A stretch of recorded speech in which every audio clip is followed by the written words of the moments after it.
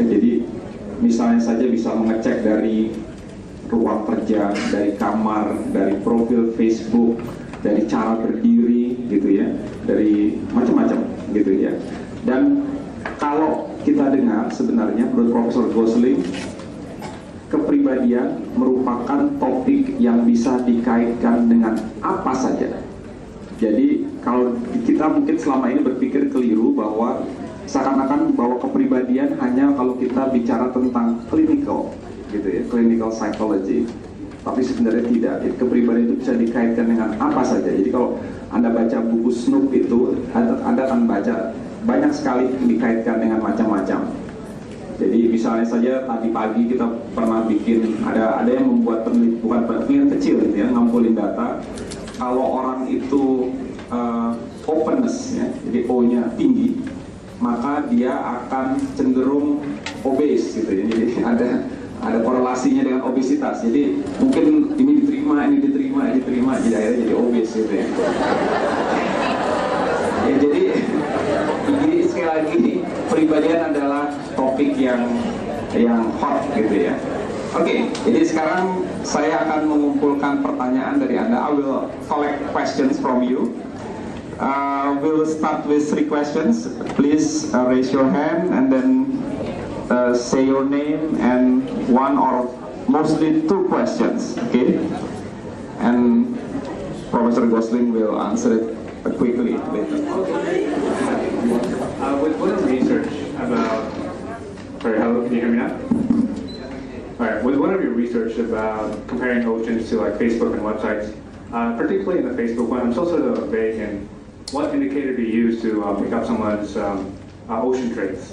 Really do know that they use to pick up people's extroversion. And so they use things that you'd expect with extroversions. They use the number of friends, the number of groups the person is in, the number of posts. If you think about the number of interests and activities, really extroverts are, one of the things they do, they're just more active. They do more, they say more, they engage in more than introverts. So that's the thing that comes out there. The things that indicate openness are the things that it always is. It's in terms of sort of diversity of interests, unusual things, and so on. Now, although they were able to get the others, we don't always know because it depends on us having picked up the right cues. And it's quite possible that they're picking up things that are just very hard for us to code. So, for example, people are often using the photographs in those spaces, but we don't really know how to code those photographs. We could phone them, does it have a person or doesn't it? But photographs are so diverse, it's very difficult to sort of collect that information about those features. But as a result, it turns out to be quite an accurate way to learn about people. But we don't know all of the things. We have some idea. Top 10 best faculty in the world. So I would ask about how about the scholarship about the PhD program? This is the first one. The second one is your research is splendid, and I really appreciate about that. And then about Big 5 personality theory, I think it is, to my mind, it is so yesterday because the theory is from 20th century and now we are in 21st century. Is there any new theory about how many basic personality that human beings have? That's all. And then the third one, about the accuracy website can predict personality that somebody have. How about if someone want to make a masquerade through his or her website? How can we predict Well, that? Thank you very much. I mean, the Big 5 is a very simplistic model, but it has remained pretty robust.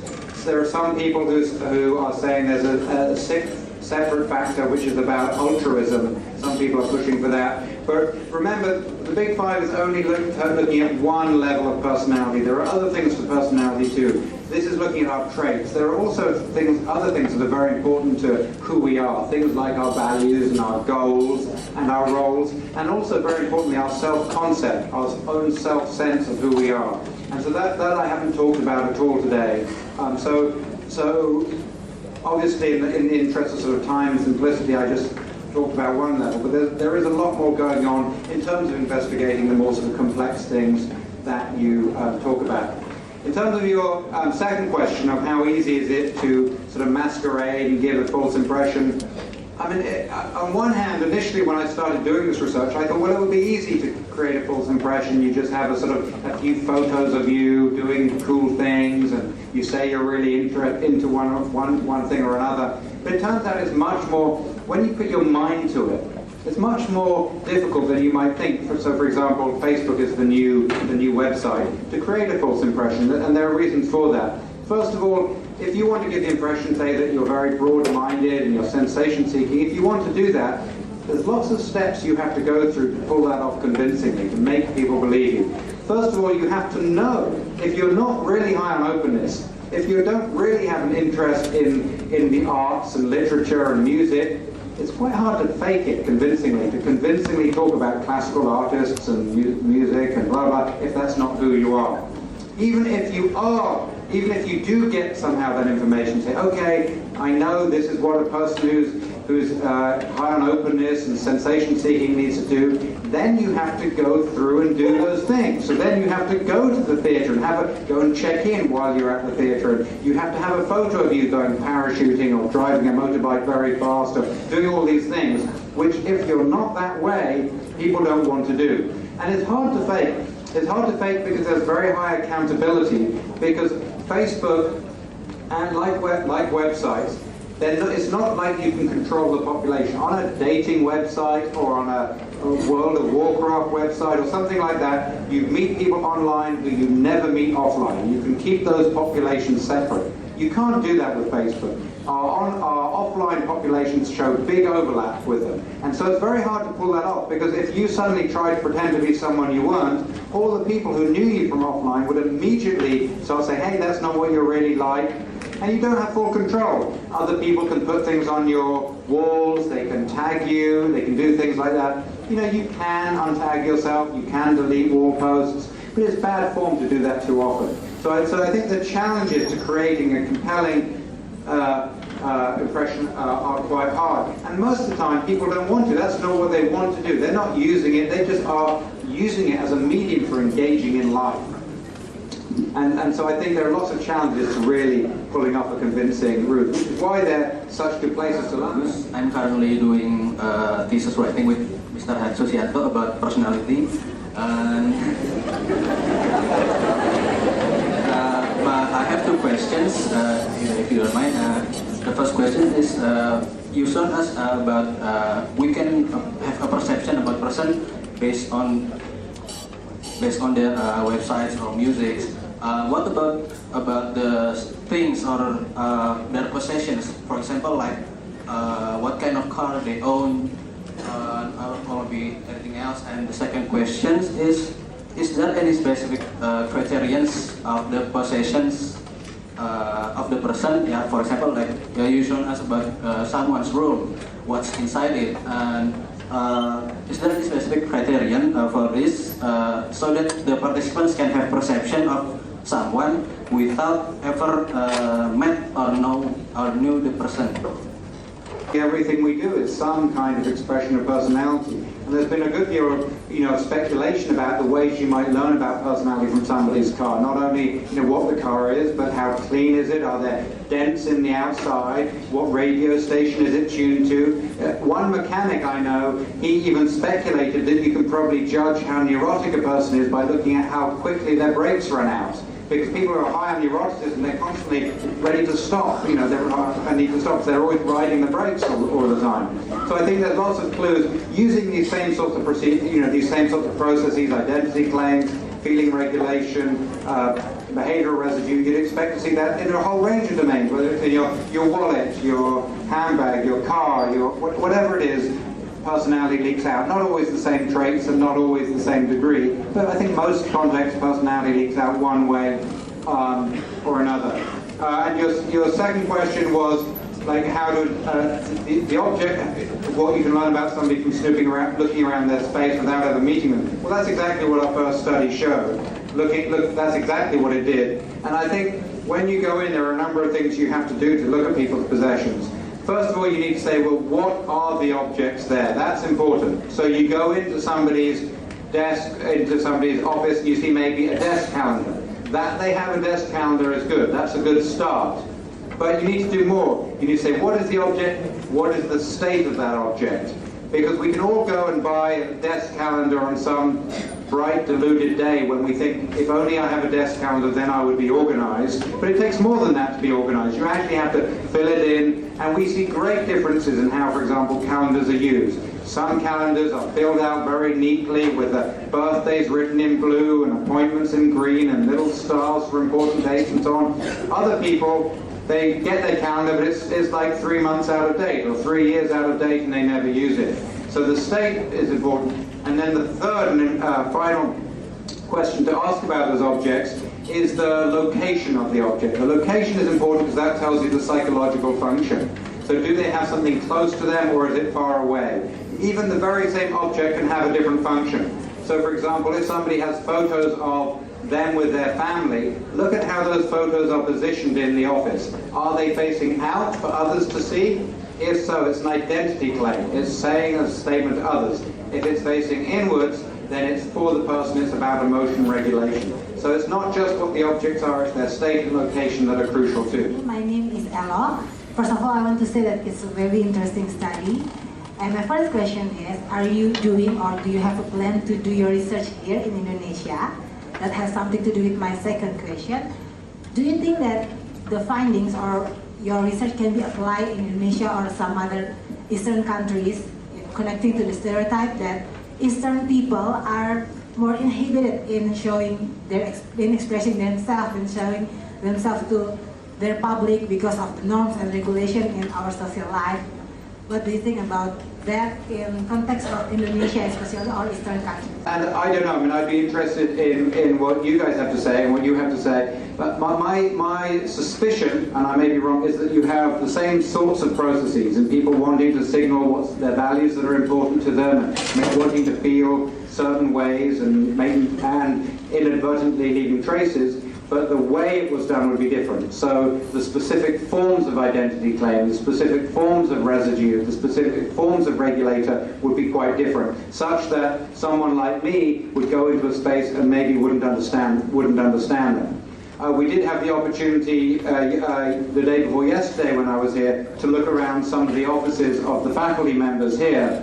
And looking around, we saw a lot of variation, and we did. I would say, you know, it's not exactly the same as the spaces I'm used to looking at in America, but we certainly saw identity claims and behavioural residue and thought and feeling regulators. So I think it would require some expertise, some knowledge of the culture to interpret what those things were and how they were. But I think probably the same process is getting on. But I'd be interested, what do you think? I'd be interested to hear your opinion about whether you'd see this thing. What do you think? Are genuinely projecting who you are.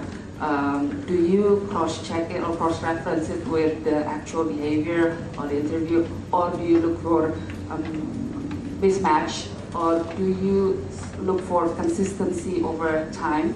And the second thing is that on the oral dimension of the personality of your top 10, because do you do research longitudinally, for example, to over a certain years of time?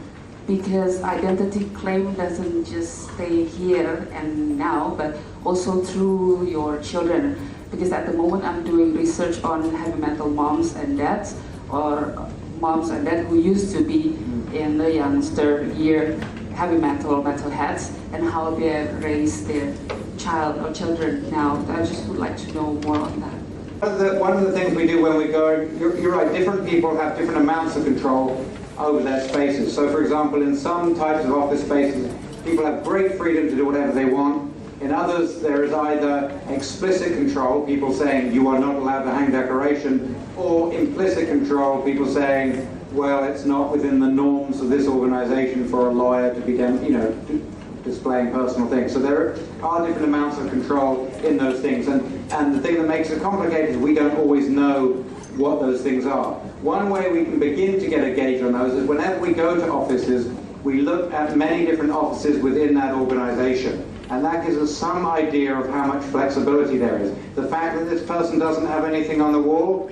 it means something. It means one thing if nobody in the organization has something on the wall. It means something completely different if they're the only person without things on the wall. So we try and get norms that way for doing that. The other question was in terms of longitudinal things. I haven't done longitudinal stuff either, in terms of identity, but I would certainly expect there to be some forms of continuity and some forms of change. So we know, for example, that there are times when people are examining issues of identity, often at college, when people are first beginning to explore the question of who am I as an independent entity? And so that's one of the reasons actually why it's very useful to look at students in our sample, because they're going through those negotiations and explaining who am I. In terms of so first of all, there are differences in when people are likely to be expressing identity. There are also differences in terms of the identity that people express. So the person who is expressing is being the heavy metal rebel as a teenager is still the person who's the conservative, minivan driving parents when they're telling their children what to do. So that our identity, specific forms of identity, may change too, and I'm certain they do, as identity researchers say they do, as we know from all of the identity research, Marsha and all those people saying that that identity needs and so on evolve. In terms of music preferences, my former student Jason Renfro is doing a lot of research on that, showing how many of us there are some things that people listen to at a certain age. So there are some types of music that everybody listens to when they're a teenager. There are other types of music that what happens is when people are in essentially their teens and 20s and early 30s, the music that they're listening to then, they stay with forever. That's their music. They kind of crystallize. And so, yeah, people who, the people now who are listening, when you guys are in your old people's home, when you're elderly, sitting in your wheelchair, watching the sun go down or whatever, you'll be asking, say, hey, could you turn up the Soldier Boy, or whatever it is you'll be listening to. Yeah, you'll each have your different. The better one is assessing someone's personality, because I'm really confused about myself. I have already got around 3 times for having specific tests like MBTI and the 5 Myers-Briggs. Yeah. But in fact, what I got is I got different results with that. So I'm confused with myself. In one test, the result says that I'm extra person, and in another one, they called me that I'm intra person. Which one is I? In teenage years, that's the low of conscientiousness, and we become more and more conscientious over time. And there are changes, there are age changes, so there are changes over long scale. There are also changes from moment to moment and situation to situation. So in some situations, even people who are extroverts are sometimes quiet. Even people who are introverts are sometimes outgoing. So it's really what's important is your average trends over time.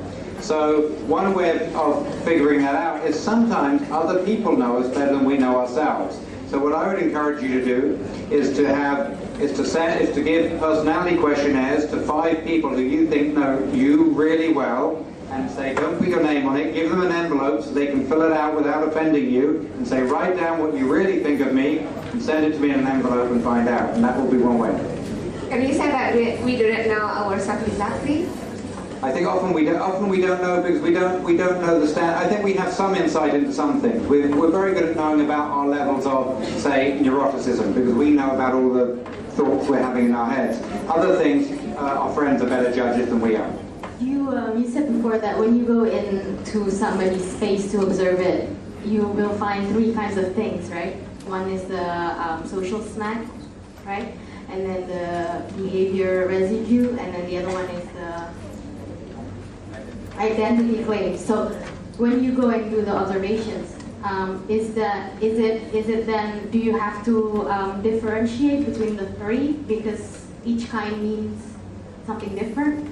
I think it's critical for analysing to know what they are. It's just a useful way of thinking about how people leave traces and organise. So I think sometimes it's useful. Sometimes it's useful when you have, for example, like a photo and you think, is this for others, is this for the self? To know whether it's like a genuinely held value. So for example, in some of the spaces we've seen,